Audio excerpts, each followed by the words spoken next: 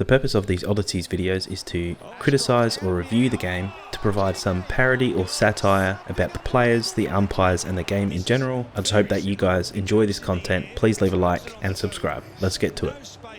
Will Ashcroft's kick here is going to be almost impossible to beat for the Goal of the Year award. I bet he could try this kick 100 times and he would probably not kick this again, but definitely a lot of talent as well.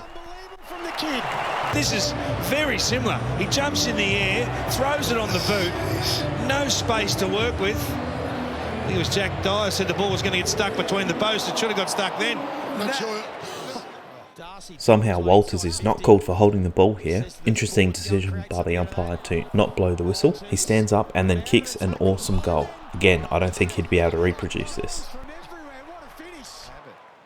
Yet another good goal this round. This time from Toby Green with the left foot chip kick, which goes through for a goal. This was very important, as we know GWS came back and won. This rush behind by Ash Johnson actually turned out to be a brilliant move by him. As we know, Collingwood actually kicked another point after this, which meant they took the lead and won the game. Interesting to see here that you can see Jamie Elliott actually has his hands out saying, "Why did you do that?" Even a veteran like that, he didn't make that move. Well done to Ash Johnson. I'm sure I wasn't the only one who had flashbacks here of Chief crawling across the table, telling him, "Kick a drop punt."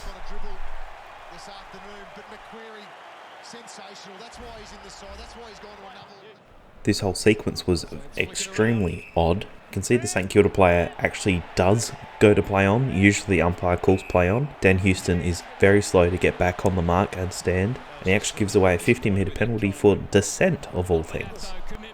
This fake and then check side by Rankin was yet another great goal by him.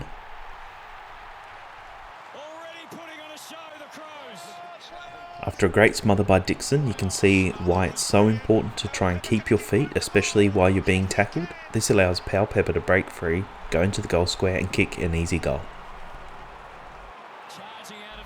The Pies got the win in the end, so it doesn't matter, but how is this not paid a high hit or front on contact against Darcy Fogarty here? Murphy had to leave with a blood nose in the end. Very strange no call here by the umpire.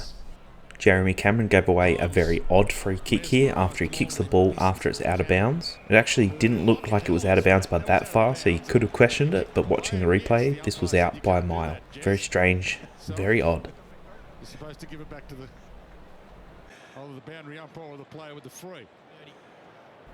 Johnson from Fremantle will be looking at possibly 2-week suspension here for his dangerous tackle on Zorko. If you actually rewatch this little clip here, you can actually hear the umpire go, "Ooh," as he actually tackles him, which is a little bit funny to me.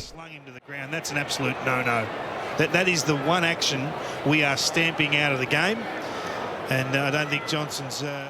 Crows are up by 1 point with 2 minutes 30 left in the quarter. The Pies have the momentum. They run it through the midfield and then Josh Daicos has a shot at goal and shanks it. You either have to kick the point at the absolute minimum or hit a target. You can't be kicking it out of bounds on the full. Luckily the Pies won in the end.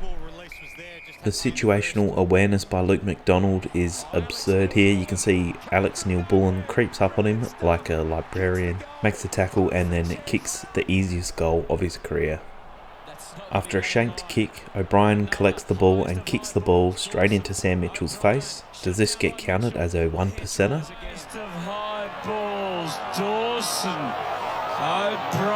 After Stephenson gives away a free kick, he then gives away a 50-metre penalty for dissent, and he just won't let it go, and Razor A pays another 50-metre penalty. This would be an absolute coach killer. You just got to tell him, shut up. When has an umpire ever changed their mind after making the decision? Just don't argue with them.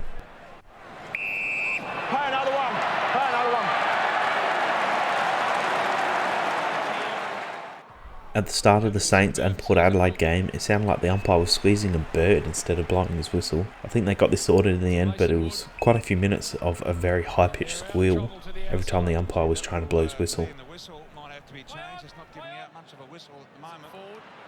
An all too easy fake for Rioli and then leads to a wicked goal. Coming through was Rosie. Rioli, look out! What about that? What about the Candyman? Do the Hawthorn defenders not know who JJ is? Why do they give him so much room here that he can run from inside the centre square to almost 50 metres without anyone checking him? This leads to a very easy Bulldogs goal. And that's it for this week. Thank you very much for watching. If you're not yet a channel member and you would like to be, click the join button and join us in some private conversations. And a big thank you to everyone who has joined the membership. I'll put your names on the screen now. Cheers, and I'll see you in the next one. Oh, and Nick Newman is the code word for today. Thanks.